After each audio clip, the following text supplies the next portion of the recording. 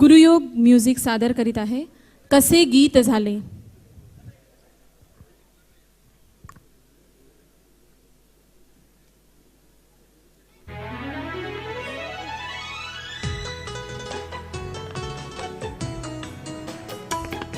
ला ला ला ला ला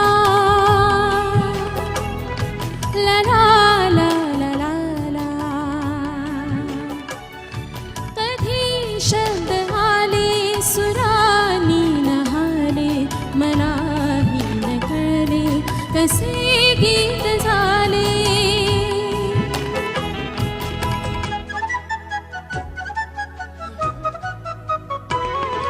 तुझा स्पर्श झाला असा जीवनाला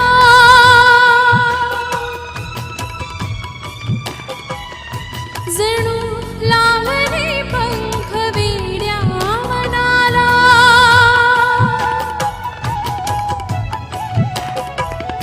रित्या ओंजळीना दिले तूच सारे मलाही न कळले कसे गीत झाले मलाही न कळले कसे गीत झाले.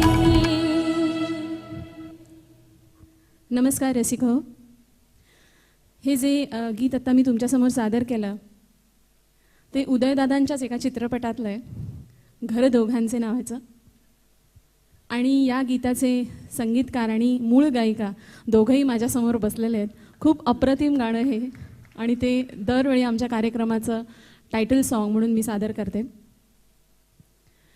हे गाणं ज्या गीतकाराने लिहिलेलं आहे त्या गीतकाराशी आज आपण मनमोकळ्या गप्पा मारणार आहोत.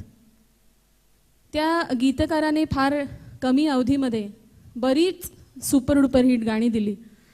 मग मनउधाणं वाऱ्याचे असो, ही गुलाबी हवा असो, नटरंगची तर गाणी विचारायलाच नको, अगदी भारतीयाची आत्ताच जो चित्रपट येऊन गेला त्या भारतीयाची गाणी असो, ही सर्व गाणी त्याने इतकी उत्तमरित्या लिहिलेली आहेत की ज्यामुळे आज कुठचाही गीतप्रकार असो पण सर्व संगीतकारांचा तो अतिशय आवडता गीतकार आहे. आणि गुरु ठाकूर आपल्यासाठी लिहावा यासाठी सर्व संगीतकार अगदी खूप अटीतटीचे प्रयत्न करत असतात, हे मी जवळून बघितलेलं आहे.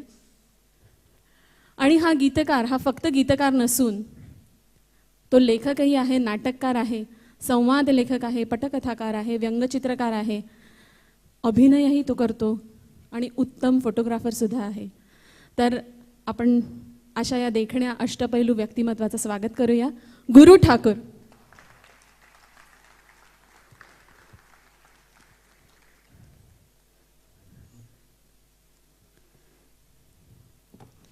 आज उदयदादांच्या कार्यक्रमात आपण आपला कार्यक्रम सादर करतोय, तर कसं वाटतंय तुला? खूप आनंद होतोय. आणि आनंद दोन कारणांसाठी आहे की मुळात या कार्यक्रमाची संकल्पना किंवा कसे गीत झाले हा थॉटच येण्यामागचं कारण उदयदादा आहेत. कारण त्याचा किस्सा की माझी उदयदादांची पहिली ओळख जी झाली होती, मी एका चित्रपटाकरता संवाद लेखन करण्यासाठी त्यांनी मला बोलावून घेतलं होतं. आणि मला आठवतं ऑफिसमध्ये ते बसले होते, त्यांचा घर दोघांचा चित्रपट जो आहे घर दोघांचे त्याचं काम सुरू होतं आणि कांचन नायक त्यांच्यासोबत बसले होते. आणि मला ज्या दिग्दर्शकाने घेऊन आलं त्याने ओळख करून दिली, बसा. आणि आपण त्या फिल्मबद्दल बोलणं झालं, संवादांबद्दल बोलणं झालं. आणि हे पण गाणी लिहितात असं कांचन नायकाने उदयदादांना सांगितलं. तर ते म्हणाले बरं बरं बरं असं. आणि तर तुम्ही कधीपासून संवाद लेखन माझ्या हॉटेलमध्ये बसून लिहू शकता वगैरे सर्व त्यांनी सांगितलं. आणि ते झालं. आणि त्यांनी असं सांगितलं की आमचं एका सिनेमाचं काम सुरू आहे आणि ते गाण्याची तयारी सगळी सुरू आहे. पण त्या रात्री मला कांचन नायकाचा फोन आला की अरे मी दादांकडे बोललो मगाशी, पण गडबड असेल की आम्ही त्या सिनेमाकरता एक सिच्युएशन त्याच्यासाठी गाणं करतोय आणि कोणाला तरी दुसऱ्या गीतकाराला सांगितलंय, पण ते जे लिहित आहे ते काही दादांना पटत नाहीये. तर तू प्रयत्न करशील का काहीतरी, कारण ते आता शूटिंगच्या तारखा आल्यात आणि ते वेगळंच सिच्युएशन होतं. मग दुसऱ्या दिवशी पुन्हा दादांना भेटलो, उद्या ये ऑफिसमध्ये. तर तिथे भेटलो तर ते सिच्युएशन असं होतं की एक बाला आहे, ती एका तरुणाच्या प्रेमात पडली आणि तो अत्यंत सालस सज्जन तरुण आहे. तर तिला असं भीती आहे की हा माझ्यावर का प्रेम करेल. मला तिला एक गिल्टी फील पण आहे की आपण याच्या प्रेमात पडले, पण हा इतका, कारण तिने इतका चांगला माणूस बघितलाच नाही आयुष्यात, ती सगळी वाईट माणसं आहेत. तर तिच्या मनातल्या भावना ते प्रेमगीत असावं किंवा प्रेमगीतासारखं ते असावं, पण त्या टिपिकल प्रेमगीत नाही, त्या बालबालेच्या भावना याव्यात त्यात. तर असं आहे असं दादानी सांगितलं. आणि मी घरी गेलो त्या रात्री मी त्यांना गाणं लिहून पाठवलं की तिच्या भावना की नकळत माझ्या कधी कसा हा गुन्हा लाजरा घडला, झाले डोळे फितूर आणि का जीव तुझ्यावर जडला. तर दादा कारण आणि मला माहित होतं की ते कांचन नायक की ते कवितेतले अत्यंत चोखंदळ आहेत, तर त्यामुळे तुला एकेका शब्दासाठी तुझा किस काढतील ते, असं त्याने सांगितलं. त्यामुळे मी घाबरत त्यांना ते पाठवलं होतं. मी म्हटलं चालेल.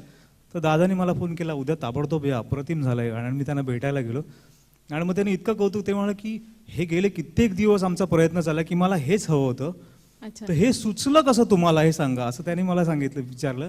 तर तेव्हा मी ह्या ओळी सांगितलेलं की गाण्यात सांगायचं तर कधी शब्द आले सुरानी ना आले, मलाही न कळले कसे गीत झाले. वा वा असं म्हणाले ते. आणि मग ते हा सगळा विषय झाला, त्या गाण्याचं रेकॉर्डिंग झालं. आणि काही दिवसांनी पुन्हा त्यांचा फोन आला की तू ते मागे म्हटलं होतंस माझ्या ऑफिसमध्ये, ते आपण गाणं म्हणून घेऊया आपल्या सिनेमा करता. आणि तर त्या प्रश्नाचं उत्तर होतं की कसे गीत झाले. आणि त्यात मग मी म्हटलं अहो मी एक कवी म्हणून तो विचार मांडला की कसे गीत झाले, गीतकाराला गाणं कसं सुचतं, तर त्यालाही कळत नाही त्याचं उत्तर, कधी शब्द आले सुरानी ना आले. आणि त्यावर मी एक कडवं लिहिलं होतं की प्रतिभा नावाची काहीतरी एक गंमत असते, त्यामुळे त्या कवीला सुचतं. एरवी तो साधाच माणूस असतो सर्वसामान्य, तर तिचा स्पर्श झाल्यावर ते घडतं. म्हणून की तुझा स्पर्श झाला असा जीवनाला, जणू लाभले पंख वेड्या मनाला, रित्या ओंजळीला दिले तूच सारे, मलाही न कळले कसे गीत झाले. आणि दादांनी त्यांच्या सिनेमामध्ये ते इतक्या हुशारीने वापरलं की मी म्हटलं यात कवी नाही आहे आणि गीतकार म्हणजे काही तसं सिच्युएशन नाही. तर त्यांच्या सिनेमामध्ये त्या नायिकेला तो नायक मदत करत असतो गायिका व्हायला, तर ती त्याला उद्देशून ते गाणं म्हणतो. आणि माधवनी त्याला अप्रतिम चाल केली होती. आणि मी आपण दिलेल्या कवितेचं काय इथे होणं, कारण मी ती अशी बडबडल्यासारखी म्हटली होती. आणि जेव्हा त्याने दाखवलं तेव्हा मी थक्क झालो. म्हणजे या संगीतकार गायिका आणि सगळीच मंडळी इथे आहेत आणि दादा, की त्याचा किती छान त्यांनी वापर केला होता. आणि ती आमची पहिली पिढी. आणि त्यानंतर मला असं झालं की कोणी विचार तुला गाणं सुचतं कसं, तर मी ते गाणं त्यांना चालीदायक होतो की कधी शब्द आले सुरानीच नाले. आणि आज त्यांचा वाढदिवस होता. आज मला त्यांचं सगळं म्हणजे हळूहळू आमची ओळख झाली, त्यांचं कार्य आणि सगळं. नंतर त्याच्या आधी एक चित्रपट निर्माते इतकीच माझी ओळख होती त्यांच्याशी, पण नंतर एक एक गोष्टी कळत गेल्या. तर मला वाटलं की त्यांनी इतक्या लोकांना मदत केली, इतक्या लोकांचं आयुष्य घडवलंय की मला आज त्यांच्या वाढदिवसाच्या दिवशी वाटतं की त्या सगळ्या लोकांच्या मनातले हे विचार असतील की तुझा स्पर्श झाला असा जीवनाला, जणू लाभले पंख वेड्या मनाला, रित्या ओंजळीला दिले तूच सारे, मलाही न कळले कसे गीत झाले. क्या बात आहे, मस्त. मगाशी मी फक्त तुम्हाला एवढंच सांगितलं की याचे मूळ गायिका आणि संगीतकार इथे बसलेले आहेत, पण त्यांची नावं नाही सांगितली. आत्ता एकदम माझ्या लक्षात आलं. माधव भागवत, मला असं वाटतं तू उभं राहावंस, आणि सुचित्रा भागवत. अप्रतिम गाणं केलं त्या दोघांनी. आणि मला सुद्धा ते गाताना खूप मजा येते. माधव, खूप छान झालंय गाणं. तुझा स्पर्श झाला असा जीवनाला, जणू लाभले पंख वेड्या मनाला, हे तू काव्य प्रतिभा शक्तीला म्हणजे उद्देशून म्हटलेलं आहेस. तर ही काव्य प्रतिभा शक्ती गीत लिहितानाही आवश्यक असते, कविता लिहितानाही आवश्यक असते. पण मग ह्या दोन मध्ये फरक आहे, कविता आणि गीत. हा खरं कठीण प्रश्न आहे, कारण खूप मान्यवर कवी आणि सगळी मंडळी आहेत पुढे. पण मला जे वाटतं ते मी म्हणतोय, मग ते काय प्रत्येकाचं मत वेगळं असू शकतं. माझ्या मते मी जेव्हा कविता लिहितो तेव्हा मी गुरु ठाकूर असतो. म्हणजे एखाद्या घटनेबद्दल किंवा एखाद्या प्रसंगाबद्दल मला लिहावं असं वाटतं, तर गुरु ठाकूरला काय वाटतं हे असतं. आणि सिनेमा करता जेव्हा मी लिहितो तेव्हा मी ते पात्र म्हणून लिहितो की त्या भावना त्या पात्राच्या असतात, त्या कॅरेक्टरच्या मनातले विचार असतात. ते दुःख माझं नसतं, कॅरेक्टरचं असतं. आणि पुन्हा तोल हा सांभाळावा लागतो की ते शब्द लिहिताना ते सामान्यातल्या सामान्य माणसाला गुणगुणावेसे वाटणं इतकं सोपं लिहिणं ही एक तारेवरची कसरत असते. आणि त्याहून दुसरी गोष्ट अशी की हल्ली तुम्हाला चाल आधी दिली जाते. म्हणजे मला आठवतं की मी आत्तापर्यंत किमान 150-200 गाणी जर लिहिली असतील तर त्यातली मोजकी 10-15 गाणी सोडली तर सगळी गाणी मी चालीवर लिहिली. हल्ली डायरेक्ट घरी CD पाठवून देतात आणि म्हणतात की ही चाल आहे, हे सिच्युएशन आहे, लिहा. तर ती खरी मोठी कमाल असते. पण दोन्ही गोष्टी लोकांना आवडाव्या लागतात. तर मी दोन्ही माझ्या आवडतात खरं म्हणजे, की आधी गाणं लिहिणं हेही आवडतं, कविता लिहिणं आवडतं आणि चालीवर लिहिणं आवडतं. तर याचं मी नेहमी एक उदाहरण देतो की कवी असताना मी एका श्रीमंत घरातली लाडकी मुलगी असतो की ती म्हणते की आज मला स्वयंपाक करायचा आहे, तर सगळे खुश होतात, वा वा जा किचनमध्ये जा. आई म्हणते हे हवं तेवढं तूप वापर, हे वापर, ते वापर, सांड, काही कोणी बोलत नाही. तिच्या मनात तिने केलेला पदार्थ ती म्हणते हा माझा पदार्थ आहे, तर सगळे वा वा करत खातात. जेव्हा मी कविता लिहितो तेव्हा, कारण मला चॉईस असतो. आणि गीतकार असताना मी त्याच घरातली सून असतो. कारण प्रत्येक जण सांगतो की सासरे म्हणतात मला मीठ चालत नाही, सासू म्हणते अमुक नाही. मग एक नणंद असते ती फिटनेस कॉन्शियस असते, ती म्हणते की नाही नाही मला तेलकट अजिबात चालत नाही. मग दीर म्हणतो मला ॲसिडिटी आहे, तिखट नको. असं सगळं केल्यानंतर आलेल्या पाहुण्यांना हे सांगता येत नाही की माझ्यावर ही बंधन हो, त्यांना तो आवडावाच लागतो स्वयंपाक. तर मला वाटतं की चालीवर लिहिणं हा तो प्रकार आहे गीतकार म्हणून. थँक्यू. मग तुला ही तारेवरची कसरत करायला आवडते? नाही, तारेवरची कसरत करताना खरंच चॅलेंज असतं. नाही म्हणजे मला विचारायचा प्रश्न असा आहे की तुला मग काय जास्त आवडतं, की काव्य करायला म्हणजे कविता हे करणं जास्त आवडतं का हे असं तारेवरची कसरत हे जास्त करायला का आवडतं खरं तर, कारण संगीतकार त्याची एक चालही देतो, तर बऱ्याच वेळा त्यावर एक वेगळ्या अँगलने आपण विचार करतो बऱ्याच वेळा, आणि ते चॅलेंज आपण स्वीकारलं आणि ते यशस्वीरित्या पोचलं तर ह्यात म्हणजे माझ्या आवडीचं मी करतोच आहे. पण ह्या सगळ्या गोष्टी की तुम्हाला 7 रंग देऊन इंद्रधनुष्य काढ असं म्हटलं तर सोपं असतं, पण 3च रंग देतं आणि आता इंद्रधनुष्य काढ असं म्हटलं तर ते थोडं कठीण जातं आणि लोक मानतात की अरे इंद्रधनुष्यासारखं वाटतंय तरी ते यश असतं. तर मला वाटतं ते जास्त गंमत येते. मला माहिती आहे की तू जेव्हा पहिल्यांदा गीत लिहिलंस चित्रपटासाठी तेव्हा तुझा काव्यसंग्रह किंवा रॅदर अजूनही त्याचा आलेला नाही आहे रसिको, तर काव्यसंग्रहही नव्हता किंवा काही म्हणजे की कविता अशी काही प्रसिद्ध झाली आणि मग ती चित्रपटासाठी घेतली गेली वगैरे असं काही नव्हतं. तर म्हणजे त्यामुळे तू पहिला गीतकार, बरोबर आहे ना, की पहिला कवी आहेस आणि आम्हाला माहिती नाही? नाही, कदाचित मला गीतलेखनानंतर माझ्यातला कवी सापडला खरं सांगायचं. म्हणजे त्याआधी मी कधी कविता वगैरे केल्या नव्हत्या. फक्त एक सुराचा संस्कार, मला गाणं शिकायचं होतं, मला गाण्याची आवड होती, मी संगीतावर जास्त प्रेम होतं पण ते शिकता आलं नाही. मला तबला शिकण्याचा प्रयत्न केला पण ती जागा चेंज झाल्यामुळे ते राहून गेलं. तर सूर ताल ह्या गोष्टींची आवड होती आणि घरात आजोबा माझे ज्ञानेश्वरी किंवा गाथा मोठ्याने वाचायचे, तर तो एक शब्दांचा संस्कार कानावर झाला होता आणि ते छंदबद्ध ओवीबद्ध हे सतत कानावरून गेल्यामुळे ते आवड होती. मला माझ्यातला कवी सापडला किंवा गीतकार कसा, तर लहानपणी तुळशी वृंदावनावर आम्ही भेंड्या खेळायचो कोकणात गेल्यावर, आणि मग ते गाणं सुचलं नाही की त्याच चालीत स्वतःच्या मनाने मी शब्द घालायचो आणि ते गाणं म्हणायचो. एखादं सांग ना, कुठचं एखादं उदाहरण सांगायचं. थकले रे नंदलाला हे मला लक्षात आहे कारण माझ्या काकाने माझी चोरी पकडली होती की तुझ्यावरी हे मन जडले रे जणू जीव झाला वेडा. बघ मी म्हणून बघे ना. हां, मग ते असं होतं की माझ्यावर थकले रे नंदलाला ते आलं होतं, तर मी थांबलो आणि मला सवय होती की पटकन भेंडी भेंडी भेंडी चढली असं म्हणायचं आणि मी पटकन मी आता म्हणत नाही कारण अत्यंत मी गायक वाईट आहे.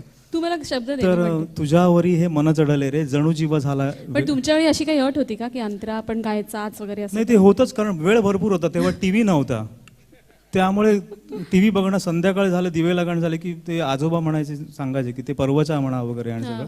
आणि त्यानंतर मग जेवण होईपर्यंत भावंड तुळशी वृंदावनावर बसून ती गाण्याच्या भेंड्या खेळायचो. तर तेव्हा माझी भावंड सगळी अत्यंत हुशार, मी आजही ती डॉक्टर इंजिनियर वगैरे काय काय झालेत. मी तसा नसल्यामुळे माझं पाठ व्हायचं नाही काही, तर मला ते माझ्यावरच भेंड्या चढायचं. तर मी ते मुखडा म्हटलं की पटकन त्या चाल पाठ असायची जशी 29 पाड्याची असते आपली, तर त्यावर त्या चालीत आपण बाकी शब्द मनाचे भरतो, तर मी त्याप्रमाणे काहीही म्हणायचो. आणि मला हळूहळू शोध लागायला लागला की यातल्या सगळ्यांना गाणी माहीत आहेत पण कोणालाच कळत नाही की मी हे माझ्या मनाचं म्हणतोय. तर मला वाटतं तो माझ्यातला कवी सापडण्याचा किंवा त्यावेळेस. काय होते शब्द जरा सांग बरं.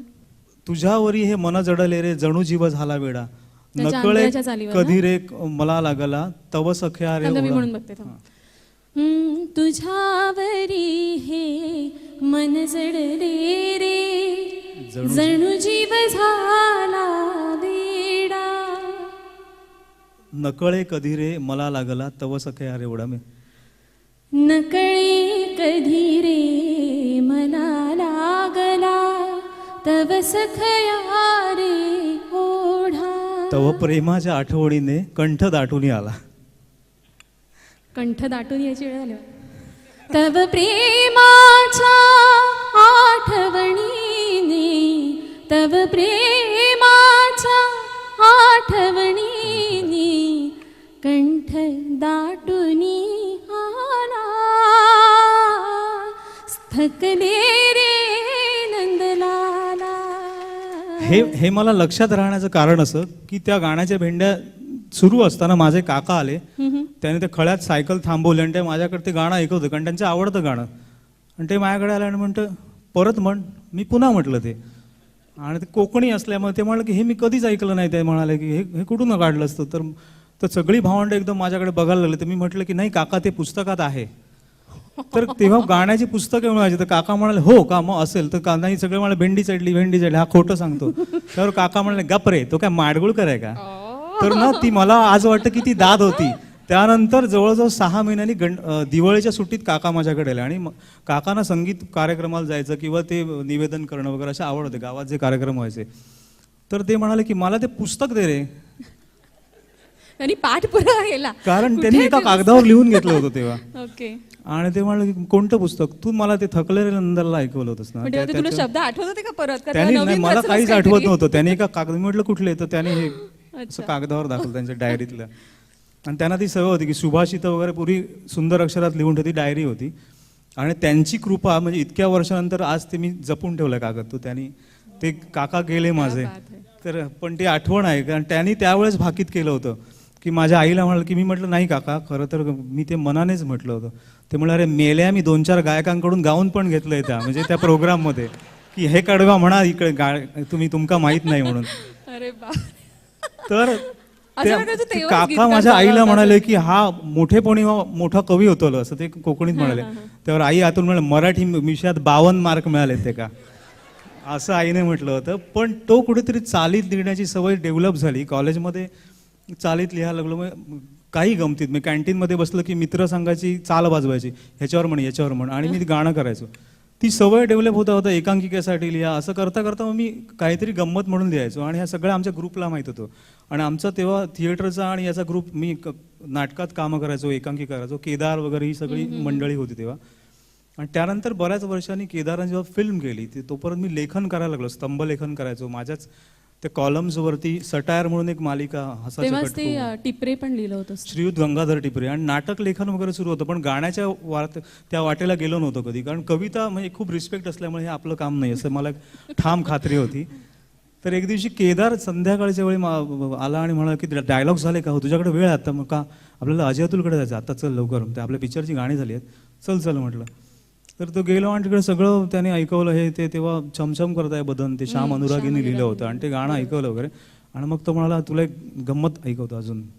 आणि त्याने एक ट्रॅक लावला अजय अतुलला, आणि ते वाजायला लागलं ट्रॅक, आणि सुंदर ट्रॅक, त्यात शब्द नव्हते, तो अजय गात होता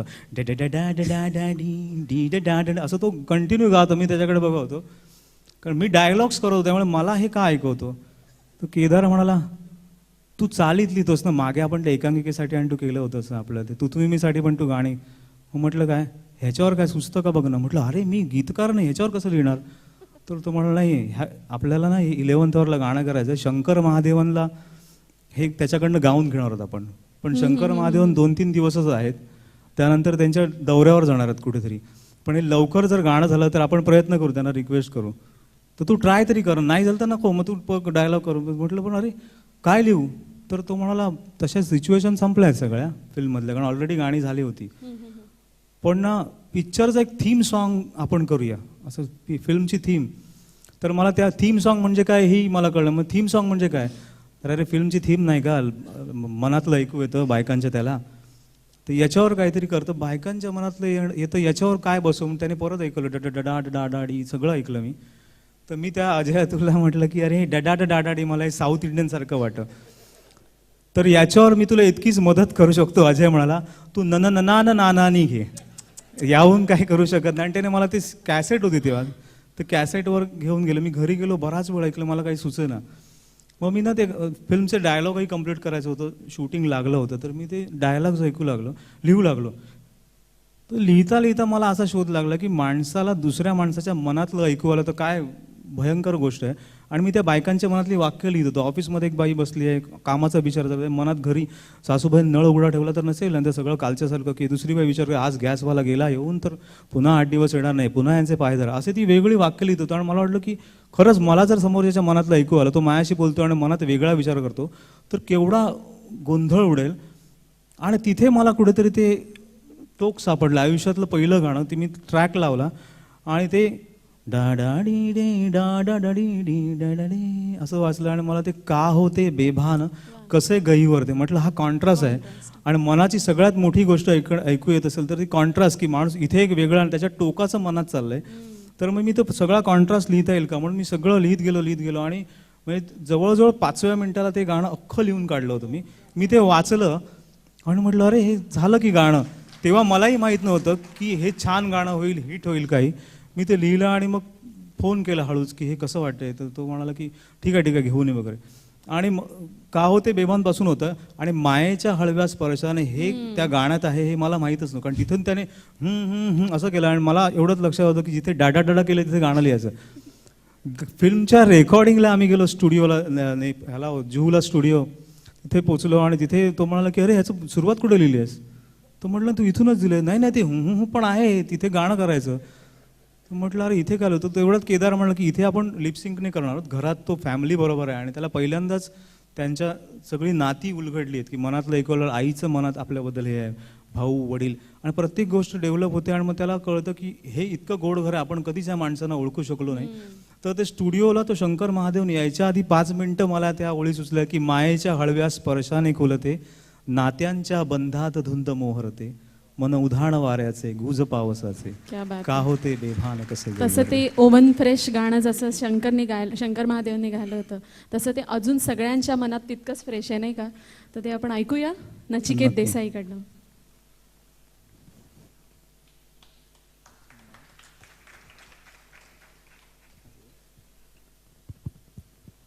सुरू करू ट्रॅक.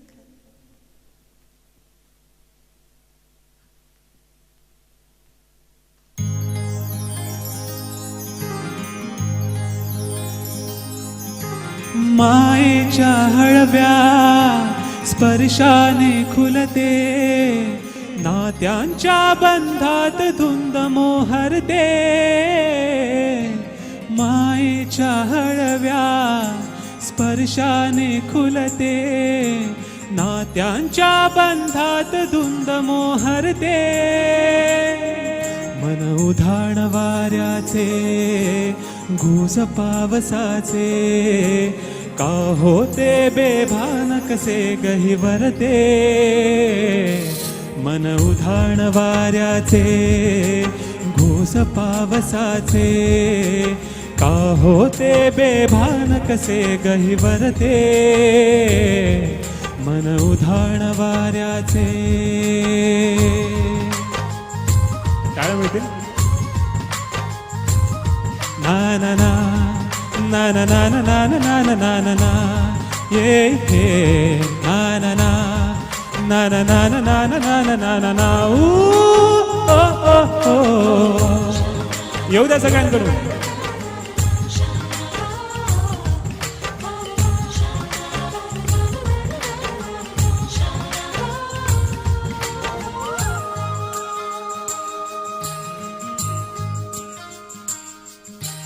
आकाशी स्वप्नांच्या हरपून भान शिरते, हुरहुरत्या सांझेला कधी एकटेच झुरते. सावरते बावरते झडते, अडखळते का पडते.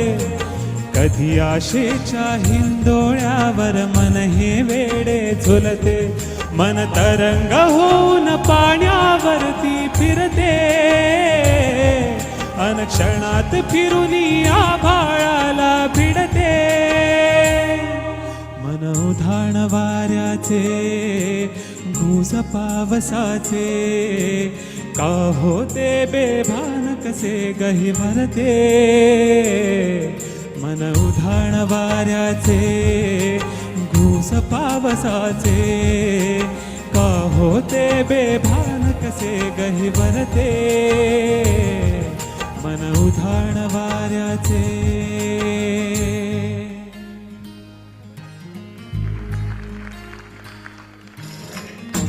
सगळ्यांकडून येऊ द्या टाळ्या. क्या बात.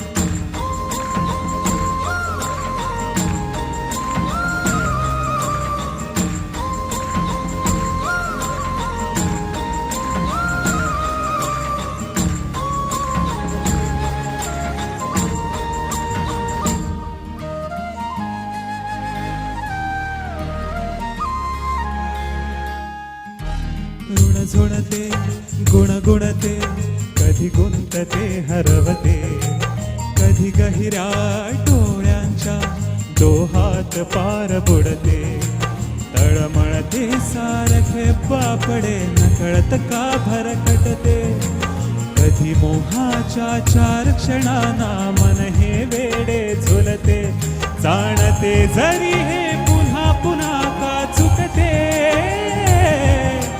साबणे तरी भासांच्या मागून पडते मन उधाण वाऱ्याचे घुस पावसाचे का होते बेभान कसे गहिवरते मन उधाण वाऱ्याचे घुस पावसाचे का होते बेभान कसे गहिवरते मन उधाण वाऱ्याचे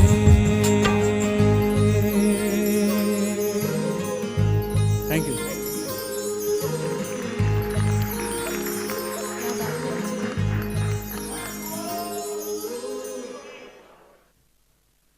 सगळीच गाणी आहेत नाही वन्स मोर घेण्यासारखी. वसंत देसाई ज्येष्ठ संगीतकार, त्यांचा हा नातू गौरव महाराष्ट्राचा पहिला अंतिम विजेता होता. त्याच्यासाठी एकदा जोरदार टाळ्या वाजवूया आपण. खूप सुंदर गायलास नचिकेत. तू मगाशी सांगितल्याप्रमाणे गीतकारिता किंवा चित्रपट गीतलेखन करताना तुला सिच्युएशन्स दिलेली असतात, ट्रॅक दिलेला असतो, सगळं बंदिस्त असतं वगैरे, सगळं मला मान्य आहे. पण मला एक सांग की जेव्हा तू कविता करतोस, उत्स्फूर्त काव्य, तर तेव्हा तुझा आवडता विषय कोणता की ज्याच्यावर तुला कविता करायला आवडतात? विषय बरेच आहेत. मुळात मी म्हटल्याप्रमाणे की गाणी आधी लिहित होतो आणि कविता खूप नंतर लिहू लागलो मी. आणि त्याच्यामागे कारण असं आहे की कॉलेज संपल्यानंतर मी राजकीय व्यंगचित्रकार म्हणून बरंच काम केलं, बऱ्याच मॅगझिनसाठी. तर त्या दरम्यान मी अभिनय करत होतो आणि त्याबरोबर हेही काम करत होतो की व्यंगचित्रकार म्हणून काम करता करता रोज विषय आणायचे कुठून, कारण डेडलाईन असे दुपारी 2 वाजेपर्यंत ते व्यंगचित्र गेलं पाहिजे. तर तेव्हा माझं वाचन खूप वाढत गेलं की त्या काळातले आदर्श एक माझ्यासमोर बसले तर रामदासजी फुटाणे. कारण त्या काळात राजकीय वाचन आणि राजकीय व्यंगचित्र काढताना त्यांच्या ते 4 ओळीच्या धमाल असायच्या, त्यातून कुठेतरी बऱ्याचदा दिशा मिळायची. तर ते सततचा विषय कुठून आणणार, कारण एक टिपिकल आता जसं आहे की खड्डे रस्ते वगैरे हे विषय 2 दिवसात संपायचे. नंतर कुठे तर त्यात मला ती सवय लागली की सकाळी आल्यावर सगळे पेपर वाचायचे, त्याचे अग्रलेख वाचायचे, मग आणखीन बातम्या वाचायच्या. आणि त्या तुम्ही 18-19 वर्षाचा असेल मी, कॉलेज लास्ट इयरला, सेकंड लास्ट इयरला, तर त्यावेळेस ना तुमचं जी गोष्ट असते तुमच्या मनावर खूप खोलवर परिणाम करते. त्या वयात बाकीची मुलं जेव्हा इतर गोष्टीत मजा मस्ती करायची त्यावेळेस मी हे वाचत होतो, तर ते एक दाहकता आणि त्याच्यावर व्यंगचित्र काढणं ही कुठेतरी मनावर बिंबली. त्यामुळे ना सोशली फार मी कनेक्ट झालो. म्हणजे माझा तसा काही विषय नव्हता, पण छोट्या छोट्या गोष्टीमध्ये डीपवर. आणि मग हळूहळू व्यक्त जेव्हा होऊ लागलो, मी गाणं लिहू लागलो, तेव्हा मला असं वाटलं की हातात कुंचला नव्हता, मी थांबवलं होतं काम व्यंगचित्रकार म्हणून, पूर्ण वेळ लेखन करत होतो. आणि मग त्याच्यावर रिॲक्ट कुठे व्हावं, कारण ती सवय होऊन जाते. रोज दुपारी 2 वाजले आजचा पेपर वाचला की अरे ह्याच्यावर कार्टून झालं पाहिजे, आणि मग त्याच्यावर ते कुठेतरी व्यक्त व्हावं. तर त्या दरम्यान मला लिहावंसं वाटू लागलं आणि स्वतंत्रपणे कविता लिहावीशी त्यावेळी वाटली मला. त्यामुळे मला असं वाटलं की कविता लिहावी असं वाटलं. तर माझा पूर्णपणे आदर्श किंवा जे स्फूर्तीस्थान आहे तो कॉमन मॅन, सामान्य माणूस आणि त्याचं जगणं हे नेहमीच राहिलं. की माझ्या सगळ्या कवितेतून आजचं जगणं आणि तो एक व्यंगचित्रकाराचा तिरकसपणा की ब्लॅक ह्युमर म्हणतात, तो सतत मी मांडत राहिलो. त्यामुळे नंतर मी निसर्ग कविता वगैरे सगळं लिहिलं. मुळात मी कवी नाही असं माझं ठाम मत. मी गाणं लिहितो, पण मला पहिलं जी दाद मिळाली ती शाहीर साबळेंकडून मिळाली होती. ती म्हणजे त्या गाण्याच्या रेकॉर्डिंगला केदारचे आजोबा असल्याने ते आले होते आणि त्यांनी ते मन उधाण वाऱ्याचं गाणं ऐकलं आणि ते म्हणाले की वाह, कुणी लिहिलंय? तर कविराज काय उत्तम काव्य लिहिलेत असं म्हणाले की जितकं उत्तम काव्य तितकीच सुंदर चाल तुम्ही दिली आहेत. तर अजय तुला म्हणाले की ही दाद आहे, आम्ही पहिली तुला चाल दिली आणि तू चालीवर लिहिले, हे त्यांना कळलं नाही, याचा अर्थ तुझ्यात एक कवी आहे. आणि मग तिथून मग तू लिहित का नाही जसं झालं. आणि मग हळूहळू 2-3 असं करत गेलो. तर मी कवी आहे हे त्या गाण्यातनं मला पहिला शोध लागला आणि मग हळूहळू लिहू लागलो. तर त्यामुळे नंतर कवी झालो असं मी म्हणतो, आधी गीतकार होतो, उलटा प्रवास. पण मग तू आता जसं म्हणालास की सामान्य माणूस हा तुझा नेहमी हिरो राहिलेला आहे कविता करण्यासाठी, तर तशी कुठची कविता तू स्पेसिफिकली सांगशील? बऱ्याच आहेत. एक माझी आत्ताच मी लिहिलेली कणा, जी शिरवाडकरांची कणा नावाची कविता आहे, तर ती मी वाचली आणि त्यावर मी आता एक असे जागा म्हणून एक CD केली आहे. तर त्यात मी सुरुवातीला असं निवेदन की तो शिरवाडकर खूप भाग्यवान होते की त्यांना ताठ करण्याची माणसं आजूबाजूला दिसत होती आणि त्यामुळे त्यांना काव्य लिहावं असं वाटलं. पण आम्ही दुर्दैवी आहोत, कारण मग त्यावर असं लिहिलं होतं त्यावेळी की नाहीशा एखादी गोष्ट कालबाह्य झाली की ती मोडीत निघते आणि मग ती दुर्मिळ होत जाते हळूहळू. मग ते 25 पैशाचं नाणं किती पॉप्युलर असलं तरी एका विशिष्ट वेळेला त्याला बाजारातनं जावं लागतं आणि मग त्याला काही किंमत राहत नाही. तर मग लोक ती अडगळीत फेकून देतात. तर अशा अडगळीत गेलेल्या गोष्टींची यादी काढण्यासाठी एक मंडळ नेमलं आणि त्याने खूप मोठी यादी आणली निवडून. त्या यादीत सर्वात वरची गोष्ट फार धक्काधक होती, ती म्हणजे कणा. असं करून ती कविता मी त्याच्या पुढची आहे. तर ते म्हणाले की त्यांनी सर्वे केला, त्यांनी लोकांना विचारलं, तर बरेच लोक म्हणाले की नाही, गेल्या काही वर्षात पाहिल्याचं आठवतच नाही. त्यातल्या 2-3 म्हणजे 100 20% माणसांनी 80% माणसांनी म्हटलं की नाही हो माहीत. 20% माणसं म्हणाले की हो, शिरवाडकरांच्या कविता मी शेवटचं त्याला पाहिलं होतं, त्यानंतर नाहीच कुठे भेटला. आणि उरलेल्या 80% लोकांचं मत होतं ती ही कविता की हवाय कशाला कणा, हवाय कशाला कणा, इथं लढायचंय कुणाला. हवाय कशाला कणा, इथं लढायचंय कुणाला, अस्मितेच्या भानगडीत पडायचंय कुणाला. आता बिन कण्याचंच मोकळं वाटतं, आता बिन कण्याचंच मोकळं वाटतं, कुठंच काही अडत नाही. कितीदाही वाकलो तरी आता फरक पडत नाही, कितीदाही वाकलो तरी आता फरक पडत नाही. नसे ना का ठाऊक कुठं काय चाललंय देशात, नसे ना का ठाऊक कुठं काय चाललंय देशात. इथं आमचं छान चाललंय आपल्या आपल्या कोशात. माणुसकी, बांधिलकी, श्रद्धा, निष्ठा, मेळ. माणुसकी, बांधिलकी, श्रद्धा, निष्ठा, मेळ. नुसत्याच चर्चा, वांझोट्या आणि शब्दांचेच खेळ. अहो विझली ज्योत क्रांतीची, विझली ज्योत क्रांतीची, गहाण पडली अस्मिता. विझली ज्योत क्रांतीची, गहाण पडली अस्मिता. आता कैलासवासी स्वाभिमाना करता फक्त 2 मिनिटं शांतता. धन्यवाद. क्या बात है. काटा आला अंगावर अक्षरशः. तर तू मगाशी आता जे म्हणालास की कसे असे जगावे, जे तू सीडीचा आता उल्लेख जो केलास, तर असे जगावे ही तुझी अत्यंत लोकप्रिय अशी एक कविता आहे. तर मला असं वाटतं की आपण ती पण त्याला सांगूया नाही का, सादर करायला. असे जगावे या कवितेची गोष्ट पुन्हा उदयदादांकडेच येतं. कारण मी आयुष्यात कधीच मंचावरून कविता सादर केली नव्हती, कारण मला ती भीती लिहून ठेवायचं डायरीत. मला एक पुरस्कार मिळाला आणि त्या पुरस्कार शन्ना नवरेंच्या हस्ते होता. तर त्या पुरस्काराला गाडगीळ होते आणि ते म्हणलं की नाही नाही, अरे तू कवी आहेस ना, मी एक कविता ऐकवायला जातो. मी नुकतंच लिहिली ती कविता तिथे. म्हटलं मी आयुष्यात कधी कविता वाचली नाही, पण मी धाडस करतो आणि ती वाचली. तो कार्यक्रम संपल्यावर शन्ना स्टेजवर आला आणि ते म्हणाले की तुमच्याकडे गोष्ट मागू का. म्हटलं हो मागा सर, ती कविता द्या मला, असं म्हणून ते घेऊन गेले. आणि मग मी तेवढंच लिहिलेला कागद होता तो त्यांना देऊन टाकला. काही दिवसांनी दादांचा मला फोन आला की अरे शन्नानी त्यांच्या हस्ताक्षरात एक सुंदर कविता लिहिली आणि खाली लिहिले गुरु ठाकूर कवी म्हणून. आणि तेव्हा मला वाटलं, आणि मग त्यांचा फोन आला शन्नांचा की तुमची कविता छान होती, मी 1-2 कार्यक्रमात वाचली, तुम्ही वाचता की नाही. म्हटलं नाही हो, मी मला धाडच नाही. नाही यापुढे वाचत चला. आणि त्यानंतर मग ती कविता मी वाचायला लागलो, कारण इतक्या मोठ्या साहित्यिकाने सांगितलं. ती कविता जगण्याचा म्हणजे फिलॉसॉफी सांगणारी थोडीशी अशी आहे की असे जगावे छाताडावर आव्हानाचे लावून अत्तर, असे जगावे छाताडावर आव्हानाचे लावून अत्तर, नजर रोखोनी नजरेमध्ये आयुष्याला द्यावे उत्तर. नको गुलामी नक्षत्रांची, भीती आंधळी ताऱ्यांची. नको गुलामी नक्षत्रांची, भीती आंधळी ताऱ्यांची. आयुष्याला भिडतानाही चैन करावी स्वप्नांची. आयुष्याला भिडतानाही चैन करावी स्वप्नांची. असे दांडगी इच्छा ज्याची, मार्ग तयाला मिळती सत्तर, नजर रोखोनी नजरेमध्ये आयुष्याला द्यावे उत्तर. पाय असावे जमिनीवरती. म्हणजे आज ज्यांचे सत्कार झाले ती माणसं हे जगतायत मला वाटतं, किंवा ही सगळी आपल्या समोर आहेत मान्यवर, की पाय असावे जमिनीवरती कवेत अंबर घेताना, हसू असावे ओठांवरती काळीज काढून देताना. संकटासही ठणकावून सांगावे ये आता बेहत्तर, नजर रोखूनी नजरेमध्ये आयुष्याला द्यावे उत्तर. करून जावे असेही काही, करून जावे असेही काही, दुनिया जाताना, गहिवर यावा जगास साऱ्या निरोप शेवट घेताना.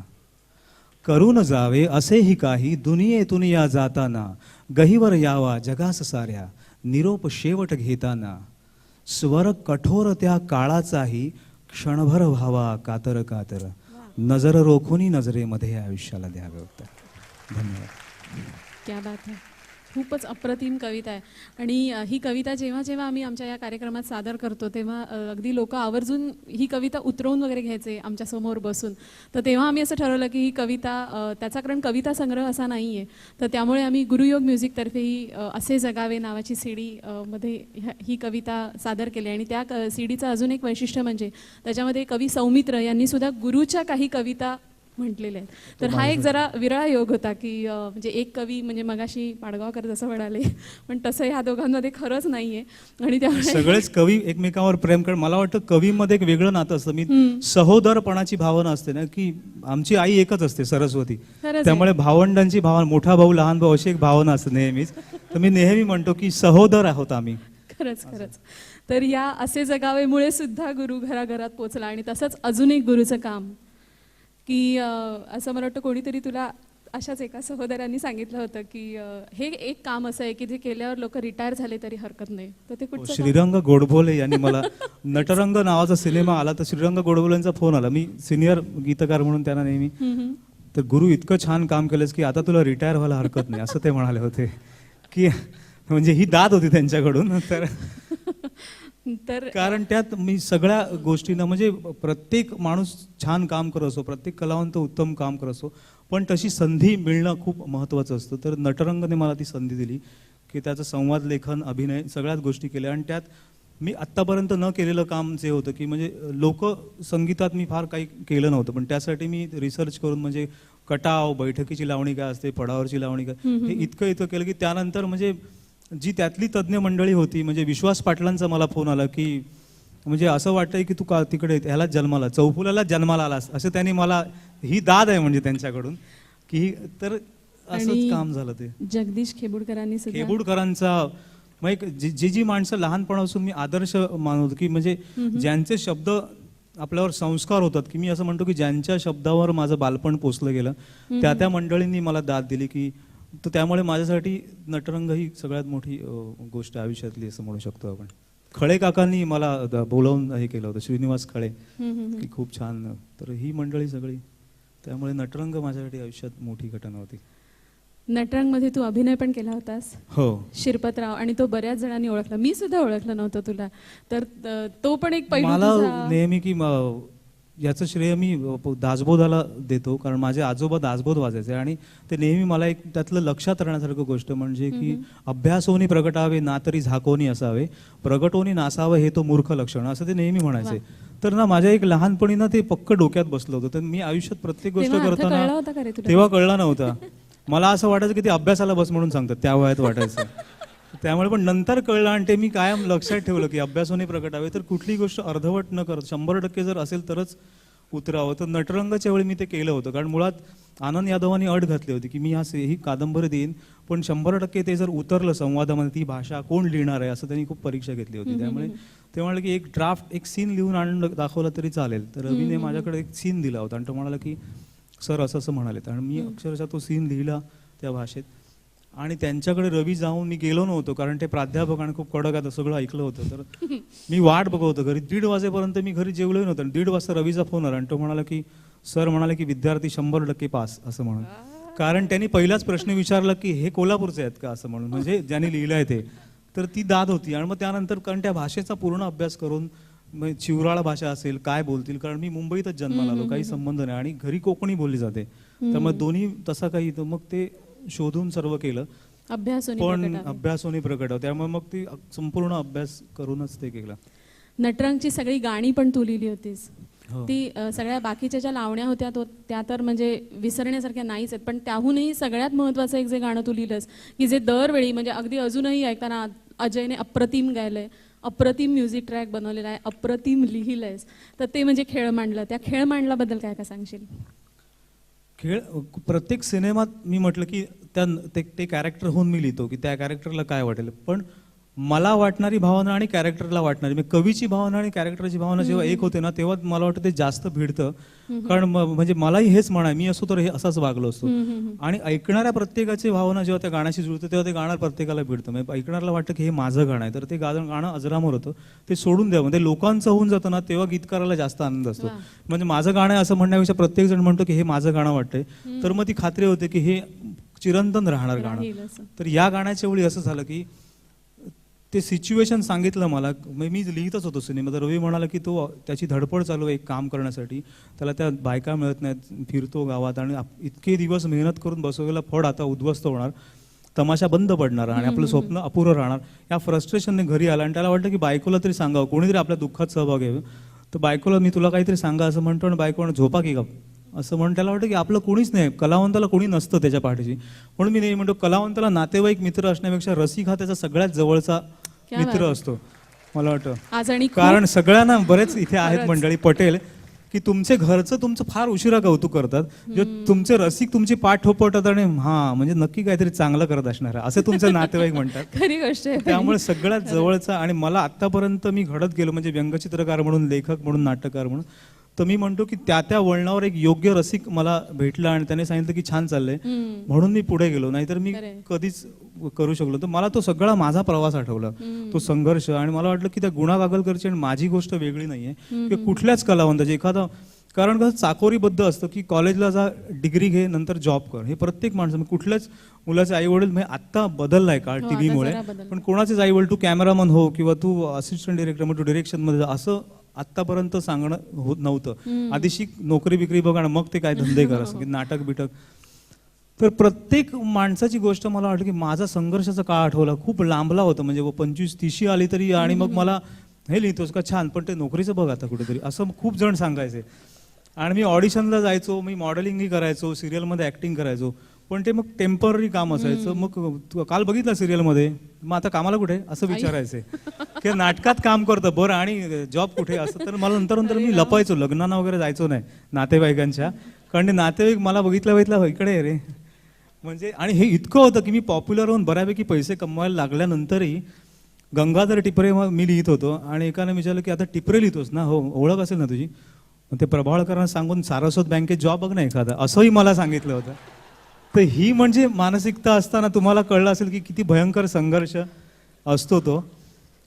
तर त्या काळात तेव्हा जी ही सिच्युएशन आली तर मी गाणं लिहित होतो आणि मला वाटलं की हा माझा संघर्ष आहे गुणा काकलकरचा. कारण मी आज ऑडिशनला घरी सांगायचो आज ऑडिशनला चाललोय अमुक अमुक सिरियल, वा वा की मॉडेलिंग करताना, आणि मग उद्या गेला परवा गेला, मग मी घरचे सांगायचे की ह्या 20 तारीखपर्यंत बघा, ते अमुक अमुक एकाने सांगितलंय, ते ठाण्याला एक चांगली कंपनी आहे ते. कारण मी ग्रॅज्युएशन केलं होतं, MBA मॅनेजमेंटही केलं होतं, मग डिग्री होती माझ्याकडे चांगली. तर त्यांचं म्हणणं त्यांचंही बरोबर होतं की एक आई वडील किंवा हे म्हणून प्रत्येकाला एक मुलाची काळजी असते त्या भावनेतून. आणि मग मला दुसऱ्या दिवशी उद्याची ऑडिशन पास नाही झालं तर तिथे जावं लागेल.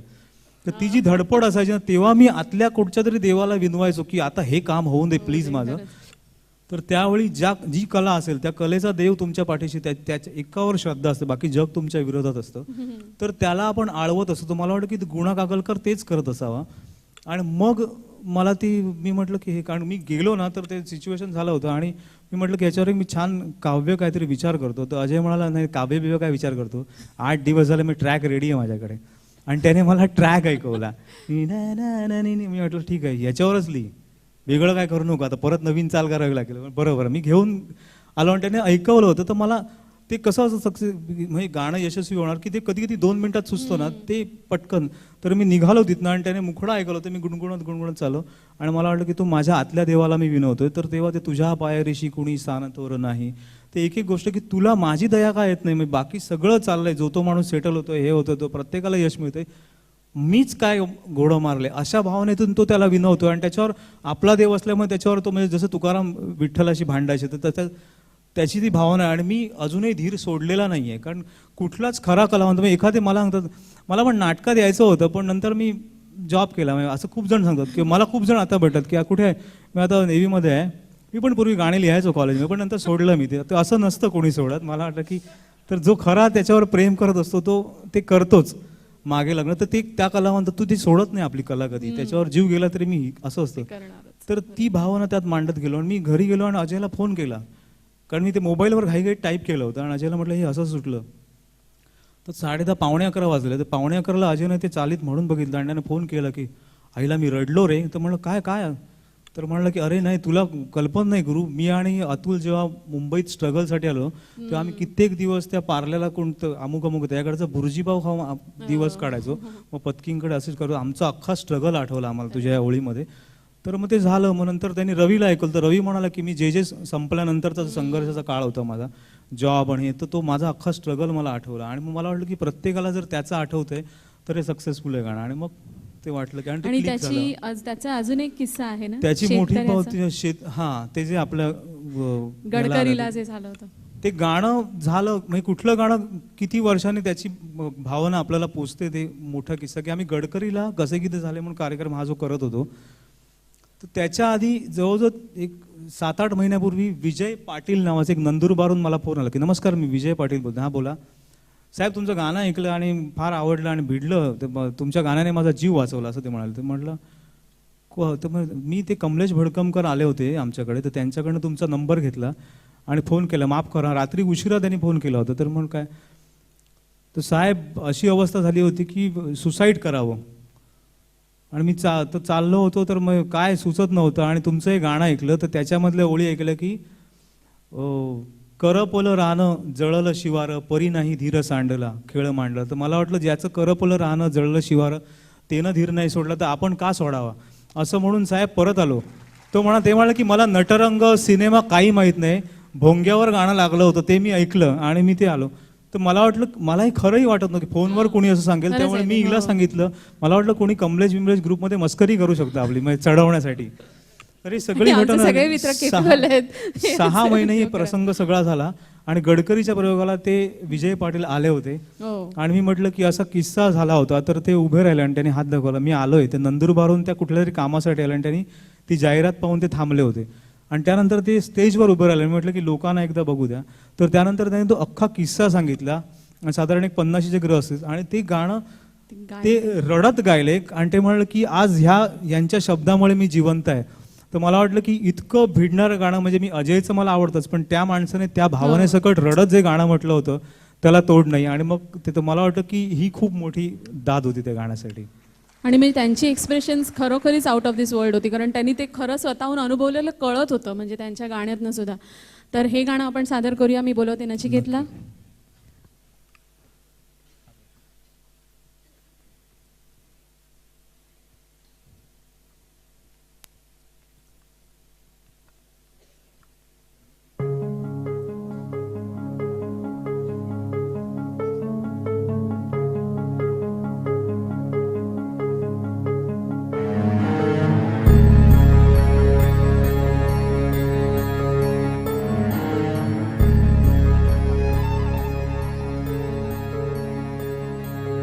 तुझ्या पायरीशी कुणी सान थोर नाही, साध सुन्या काळजाची तुझ्या कानी जाई.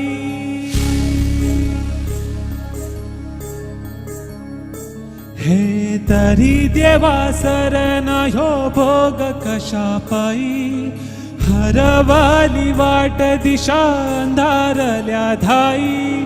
ववाळूनी उधळतो जीव माया बापा, बनवायोरी पेटला.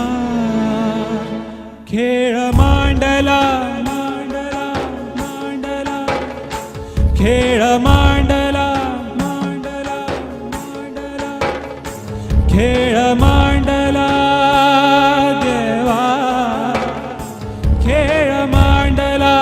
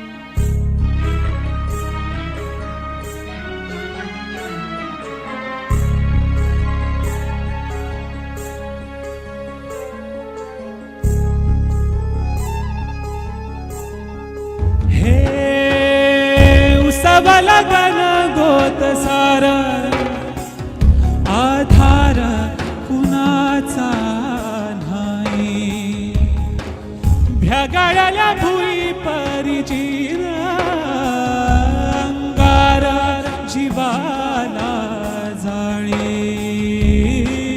बळ दे झुंजायाला किरपेची ढाल दे नविती पंच प्राण जिभारात ताल दे करपल रान देवा जळाला शिवार तरी नाही धीर सांडला खेळ मांडला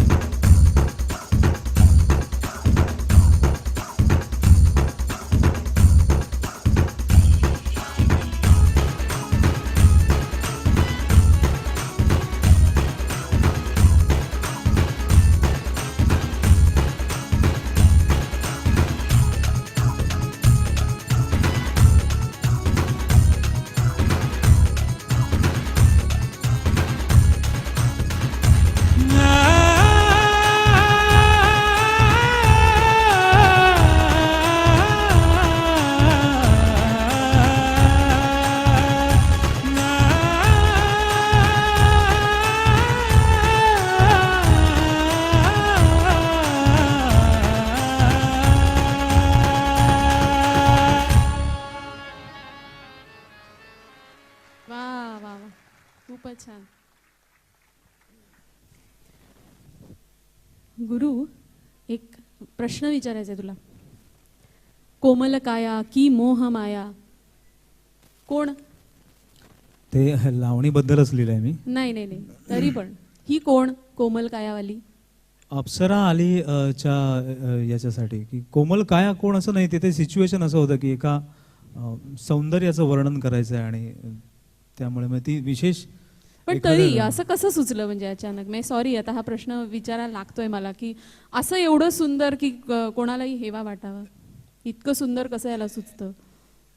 नाही सुचतं यासाठी मी नेहमी म्हणतो की मी बराच वेळा हा प्रश्न विचारतो की कोणाकडे बघून तू गाणं लिहिलंयस म्हणून. तर तसं कोणाकडे बघून लिहित नाही की म्हणजे एखादा जसा नट दारुड्याची भूमिका करायची तर त्याला दारू प्यायची गरज नसते, की तो इमॅजिन करतो की काय सौंदर्य असेल आणि काय. यात मला सांगण्यात आलं होतं की एक ड्रीम गर्ल आहे, ही चाल आहे आणि ती त्यातली जी नायिका आहे ती आता टॉपला गेली आहे, तर तिचं त्याप्रमाणे तू वर्णन असावं. आणि त्यात मी अप्सरेचं वर्णन त्यात आलं. मी ड्रीम गर्ल हा थॉट आल्यावरती पण त्याचं एक मी नंतर हे सांगितलं होतं की त्यातली अप्सरा हे मी लावणीला उद्देशूनच लिहिलं, कारण त्यापूर्वी मी लावणी कधीच लिहिली नव्हती. लावणीचा अभ्यास करता करता मी सगळे काव्य प्रकार आणि त्यातले कटाव हे ते किंवा करता करता मला असं पठ्ठे बापूराव किंवा आधीची मंडळी सगळ्यांचं काव्य वाचलं, राम जोशी, आणि मला असं कळलं की संतांनीही लावणी लिहिली आहे. तर मग संत कवींनी. आणि मला असं वाटलं की ह्या काव्य प्रकारात काहीतरी गंमत असणार की प्रत्येकाला ही लिहावीशी वाटली. तर साहित्य प्रकारात जर आपण भाग पडले की अभंग, ओवी, भारुड वगैरे, तर त्यातली लावणी ही अप्सरा असावी. आणि मग त्यातून त्या अप्सरेचा थॉट आला. तर त्यामुळे यातून मला एवढंच कळतंय की तुला तो प्रश्न टोलवायचा नाही. टोलवायचा नाही खरं तर. कुणाकडे मी नेहमी एक उदाहरण देतो गेला की एका माणसाचं एकदा शेतकऱ्याचं गाढव चुकलं होतं. तर तो गावात परक्या गावात आला, गाढव घेऊन आला होता. गाढव चुकलं म्हणून तो म्हणला आता गाढव शोधायचं कुठं अख्ख्या गावात हिंडला, त्याला गाढव सापडे ना. त्या गावाच्या तिठ्यावरती एक माणूस बसला होता. त्याच्याकडे गेला आणि तो माणूस म्हणाला काय शोधताय? तो म्हणाला की गाढव चुकलंय. तो म्हणाला याच गावचे का? नाही, परगावचा, इकडे गाढव घेऊन आला होता. तो माणूस म्हणाला बारीक डोळे केला आणि म्हणाला की इथून सरळ जा, तिसऱ्या चौकात डाव्या हाताला तुमचं गाढव भेटेल. तो माणूस गेला सरळ, तिसऱ्या चौकात डाव्या हाताला त्याचं गाढव होतं. तो माणूस धावत आला आणि त्या माणसाच्या पाया पडला आणि म्हणाला नाही सांगा तुम्ही कसं, तुमचा गाढवांचा धंदा आहे? तो म्हणाला नाही. मग तुम्ही आधी काही गाढवांशी काही म्हणजे तुम्ही गाढवं विकायचात का किंवा कसं? तो नाही. मग तुम्ही ज्योतिषी आहात का? तुम्ही संत आहात का? नाही. तुम्ही खोटं बोलताय, काहीतरी रहस्य आहे. तुम्ही कसं ओळखलं? मी इतक्या वर्ष ते लहानाचं मोठं केलं, गाढव स्वतः पाळलं, मला कळलं नाही की त्या तिसऱ्या चौकात असेल. मी गाव हिंडलो अख्खा, तुम्हाला कसं कळलं? तर त्यावर तो माणूस म्हणला की सोपं आहे मित्रा, तू तुझ्या मनात विचार कर की तू म्हणून फिरलास. मी विचार केला की मी गाढव असतो तर कुठं गेलो असतो, आणि इथून तिसऱ्या चौकात उकिरडा आहे म्हणाला.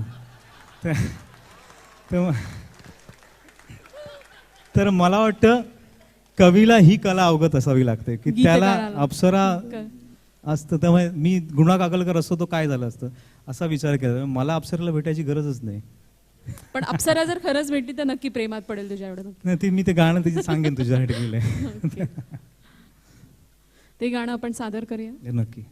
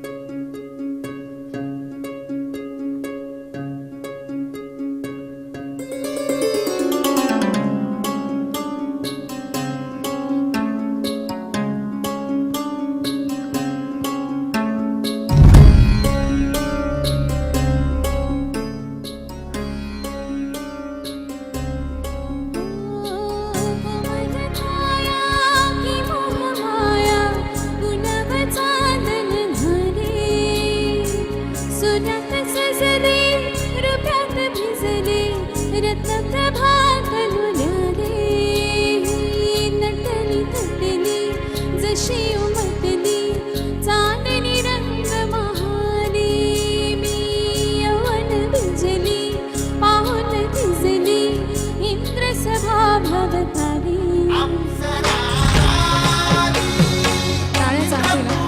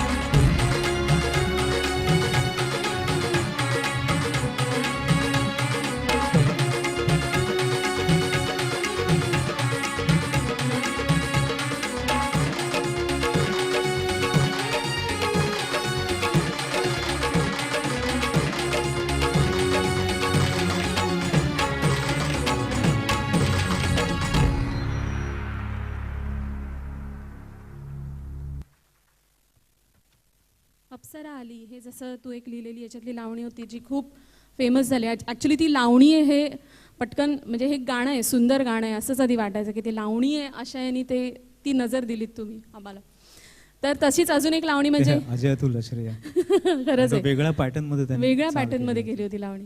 तसंच अजून एक ह्याच्यातली लावणी म्हणजे वाजले की बारा तर ती वाजले की 12 म्हणजे आपण असं बरेचदा म्हणतो ना की कामाचे 12 वाजले किंवा माझ्या वेळेचे 12 वाजले वगैरे, असं काही वाजले की 12 असं काही होतं का ते? नाही, ह्या लावणीचंही तसंच होतं की पहिल्यांदाच ते एका लावणीला जातात गुणा कागलकर, आणि त्याने लिहिलेलं नाही, कुठेतरी एक लावणी बघायला गेल्या आणि ती एक नामवंत कोणीतरी शाहिरान दिली असेल काय, तर ती लावणी लिहायची मी त्यांच्याकडे गेलो अजय अतुलकडे, तेव्हा तसंच होतं की त्याने एक ट्रॅक बनवला होता, म्युझिक ट्रॅक. म्हणलं की हे दारा धीरे दारी असं त्याने सगळं करून ऐकवलं, आणि ते म्हणलं दारा नीन ना वाजले ना बारा असं ना, त्याने एक हुक लाईन काहीतरी असावं की डाटा टिटी, तर ते वाजले ना बारा असं त्याने म्हटलं होतं. ते म्हणलं हे आम्ही असंच म्हटलं, तर रवी जाधवला ते आवडलं, तो म्हणलं हे मस्त वर्ड्स आहे. होते का म्हणजे? हा, डमी वर्ड्स डमी वर्ड्स म्हणून, अरे हेच ठेवूया. आणि तो म्हणाला की नाही हे ठेव. आता मला असं वाटलं की वाजले ना बारा हे आपण अशाच वेळी म्हणतो की काहीतरी वाट लागली, तर म्हटलं की असं लावणीत बाई का म्हणेल वाजले ना बारा. मग तो म्हणाला की नाही वाजले 12 हे मला हवंच आहे, कारण हे खूप कॅची आहे, लोकांच्या तोंडात बसेल. मग अजय अतुलही म्हणाल, पण मी म्हटलं की अरे मी अख्खा सिनेमा लिहिलाय, तो इतका जुना काळ आहे, ती माणसं अशी आहेत की कुणाच्याही हातात घड्याळच नाही आहे. पण शक्यतो तिथे व्हिज्युअलला जे दिसतं ती बाई तेच म्हणते, म्हणजे ऊस असेल हे असेल त्या काळातली भाषा असते ती. तर 12 वाजले का म्हणेल ती, कारण तो म्हटलं की मला लेखक म्हणून किंवा गीतकार म्हणून मूर्खात काढतील लोक, कारण संवाद लेखनही मी केलं आणि त्यात कुठे किती वाजले असं कोणी विचारच नाही, कारण घड्याळच नाही दाखवले. दिवस मावळला, तिन्ही सांज झाली, असं सगळं आहे. तर म्हणा ते तू ठरव, तू गीतकार आहेस, आम्हाला ते शब्द पाहिजे. मी घरी येऊन विचार करू लागला की त्याचंही इच्छा पूर्ण करायची. आणि मग काय सिच्युएशन आहे, तर मग शक्यतो लावणी कधी असेल की ते बघायला गेलेत, म्हणजे कधी असेल लावणी, मग ते जत्रेत लावणी असायची. मी कोकणातलं असल्यामुळे आमच्याकडे लावणी नाही, ते दशावतारी नाटक वगैरे असतं. मी वडिलांना विचारलं की मग कोणी नंतर जत्रेत असते लावणी, बरोबर, मग जत्रेच्या दिवशी काय आपल्याला संदर्भ आणता येईल, विचार करू लागलो. तर मग वडिलांना विचारलं आपल्याकडे जत्रा कशी असते, तर वडील म्हणाले की चैत्र पौर्णिमेला आपल्याकडे ती जत्रा असते गावातली. कशाला रे, तर म्हटलं ते लावणीच नाही. अच्छा आपल्याकडे लावणी नसते ते. मग आता काय, तर मग आणखीन काय काय होतं जत्रेच्या दिवशी, ते म्हणलं काय अमुक होतं तमुक होतं. मग असं करता त्यांनी सांगितलं की दुकानं असतात, मग पूर्वी तेव्हा बाहेर शॉपिंग नव्हतं त्याच वेळी, सगळे किस्से सांगितले. आणि मग नाही तुमच्या लक्षात राहण्यासारखी एखादी गोष्ट सांगा. तर वडील म्हणाले आपल्या गावातली जत्रा तशी खूप प्रसिद्ध असते ती सातेरीची, तर त्यावेळी ना म्हणाले की जादा गाड्या सोडायचे, म्हणजे संध्याकाळी अदरवाईज म्हणाले की संध्याकाळी 6-6:30 शेवटची एस टी जायची, पण त्या दिवशी रात्री 10:30, 11, 12पर्यंत एस टी असायच्या. तर तिथे मला म्हणजे हां की 6ची एस टी, 9ची गाडी, 12ची गाडी, असं घड्याळाचा उल्लेख फक्त तिथेच येऊ शकतो. मग तो म्हटलं की अरे, आणि मग ते पुन्हा ऐकल्यावर म्हटलं, आणि मग त्यातून ते कोडं उलगडलं की म्हणजे गीतकार म्हणून मलाही लोक मूर्खात काढणार नाही की घड्याळच नाही, की असा उल्लेख त्या काळात होऊ शकतो की 8ची गाडी गेली, 7ची गेली. आणि मग ते कोडं सापडत गेलं. आणि मग परत सगळं ऐकल्यावर मला दारा धीरी दादा राधा दादा मी मग ते चैत्र पुनवेची रात आज आली या भरात, धड धड काळ जात माझ्या माईना, अरे जमतंय की, असं करत करत केलं. आणि मग ते 9ची बी गाडी गेली, आता 12ची गाडी निघाली, असं मला जाऊ द्या ना घरी, कारण ती असंच म्हणाल की मला जायचं उशीर. हे टिपिकल तेच असतं की ती जायचं म्हणते तो थांब म्हणतो वगैरे, तर ती याद कसं बसवता येईल. तर म्हटलं हे, आणि ते बसलं. आणि नंतर ते इतकं पॉप्युलर झालं की आम्ही एक हे माझी वेगळी आठवण की आम्ही नटरंगाच्या नंतर प्रत्येक कोल्हापुरात जाऊन त्या पुढारीच्या कुठल्या ऑफिसला गेलो होतो का तरुण भारतच्या, त्याचे संपादक आले आणि म्हणाले की आमच्या रात्रीच्या शिफ्टची मंडळी आम्हाला सांगतात की ते पहिली प्रिंट आल्याशिवाय त्यांना जाता येत नाही काय बघितल्याशिवाय, तर हल्ली तुमचंच गाणं ऐकतो म्हणजे वाजले की 12 आता जाऊ द्या ना घरा. तर मला वाटलं ती एक आठवणीत राहण्यासारखी गोष्ट. तू तर गायलाच छान रे. नाही इतपतच गातो मी. आता माझ्यावरच चल गाणं म्हणायला, वाजले की 12. त्यात पुरुष गातच नाहीये, नाही आहे तरी पण चल गायला हवा ना. त्यानंतर संपवाच लागला कार्यक्रम. बरं मी प्रयत्न करतो, तो येणार असेल तर. माईक नाहीये त्याच्याकडे. आहे देता येते. तुम्ही रेडी म्हटलं की मी सुरू करेन. नचिकेत याला घेऊया ना आपल्याबरोबर गायला. Yes okay. प्रयत्न करतो.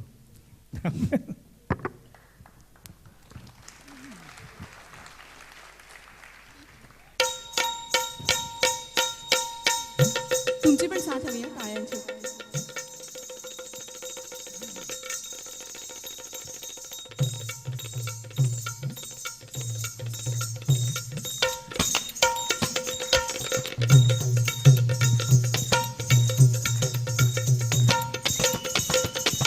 ये बात है.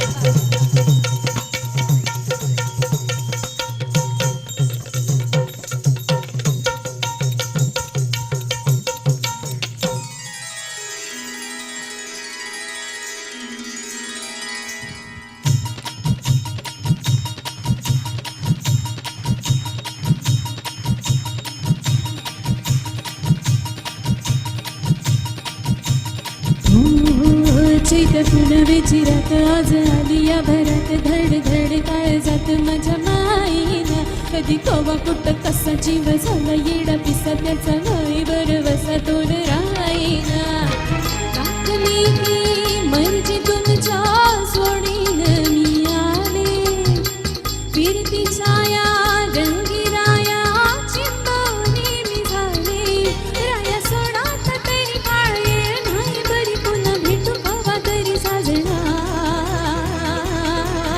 मला जाऊ द्या ना घरी आता वाजले की 12 मला जाऊ द्या ना घरी आता वाजले की 12 मला जाऊ द्या ना घरी आता वाजले की 12 मला जाऊ द्या ना घरी आता वाजले की 12 एक शबाईच्या दामाग मग फिरता असं काय करता दाजी हिला भेटा की येत्या बाजारी एसाची भी गाडी गेली नवाची भी गेली आता 12ची गाडी निघाली हिला जाऊ द्या ना घरी आता वाजले की 12 मला जाऊ द्या ना घरी आता वाजले की 12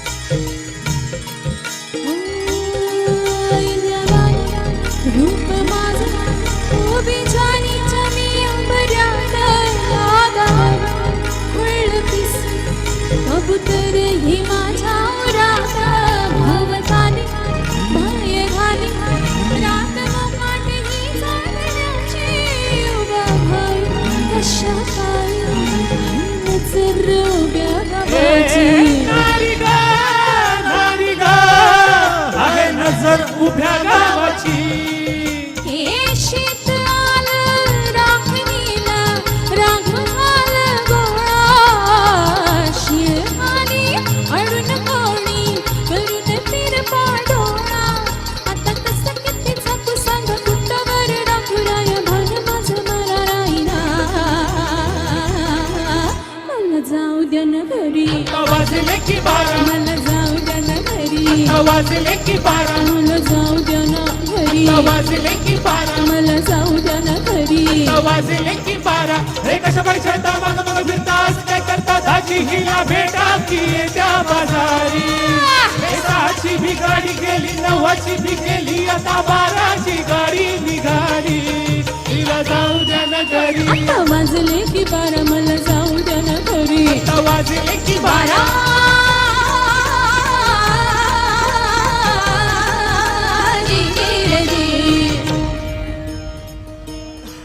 आहे वन मोर कडवा आहे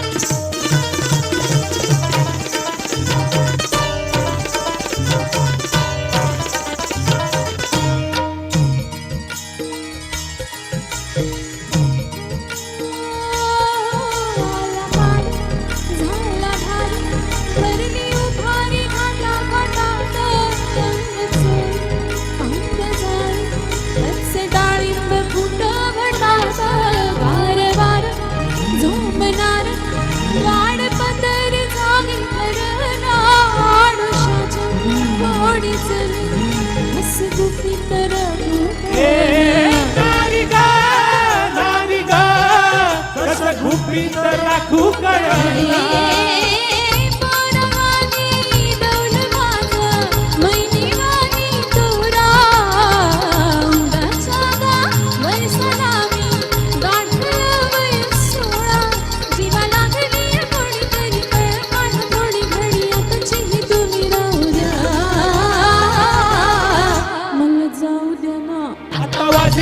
बारा मला जाऊ द्या ना, आता वाजले की बारा मला जाऊ द्या ना घरी, आता वाजले की बारा अहो जाऊ द्या ना घरी.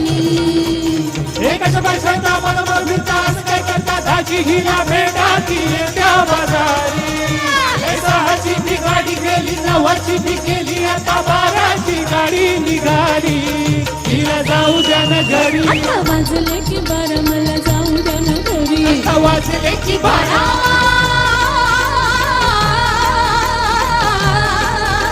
जी जी रे जी.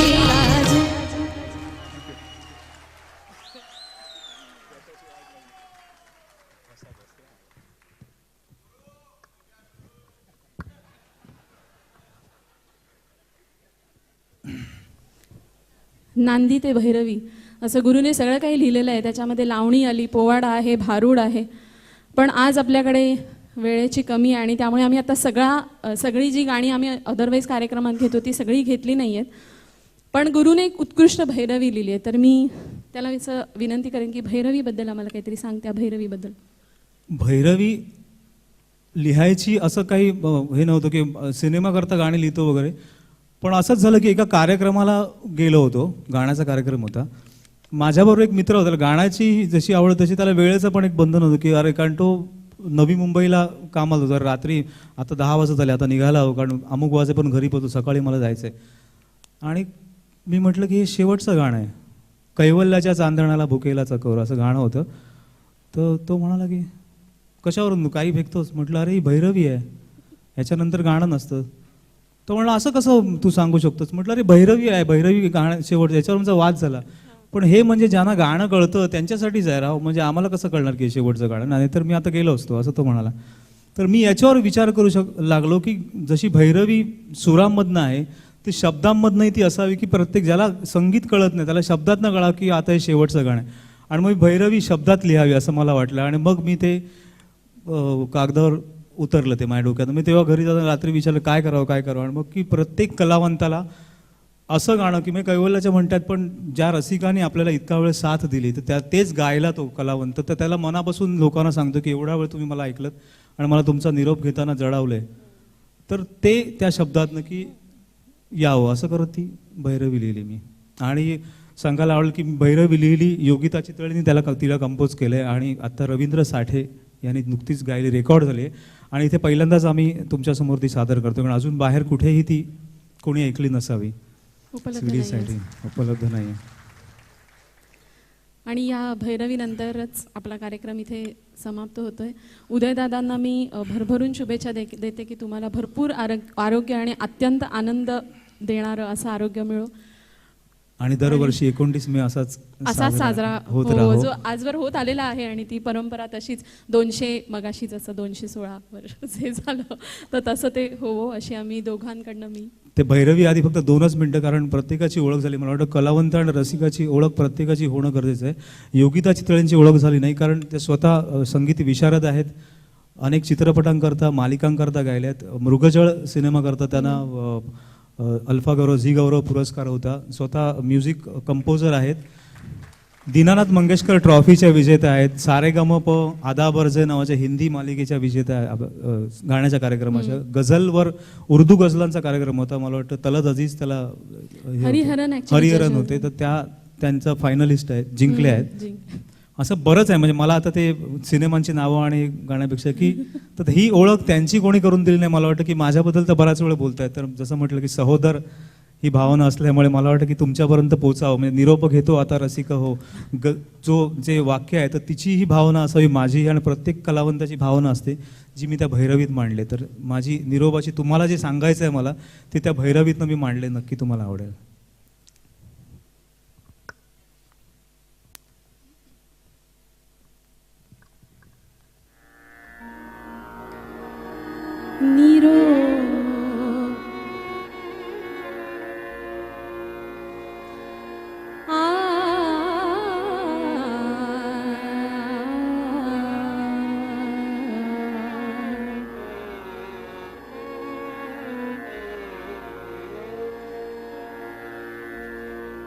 निरोप घेतो आता रसिक हो